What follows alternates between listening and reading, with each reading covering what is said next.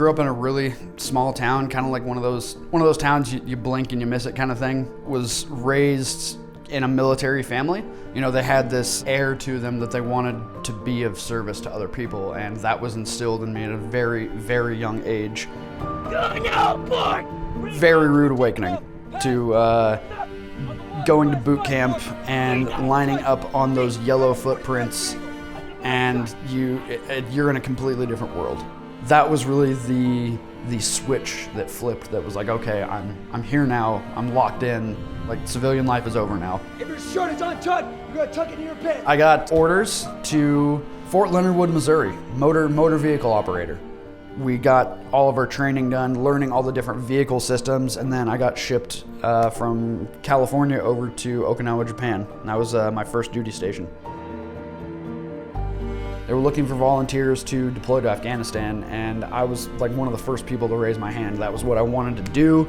I wanted to go and help people. That was what I signed up for. The feeling of being deployed didn't hit me until we were on the plane, going over the mountains, coming into Afghanistan. First thing we see when we get off the plane is a couple of blown up Humvees, MRAPs, things like that.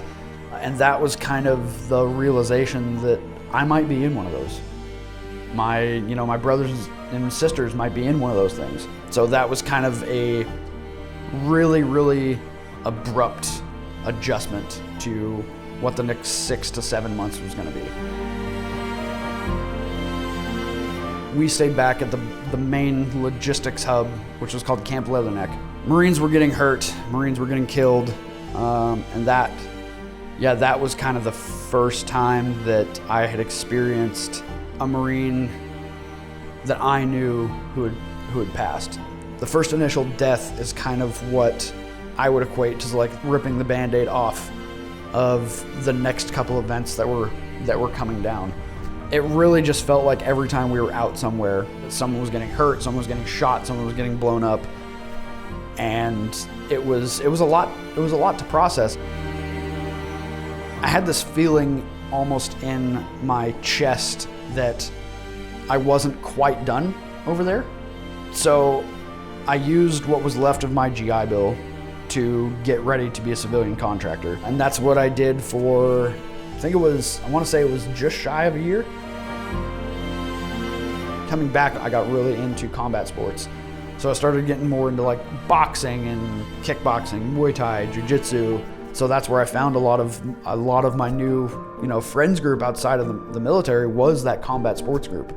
And at that point, I made the decision. I'm like, okay, I want to start implementing things to try and help other veterans. I'd had a lot of guys commit suicide. A lot of my friends commit suicide, and one is too many. So I started looking for different things to really kind of embed myself in to help veterans. And that's when I got linked up with Mission 22.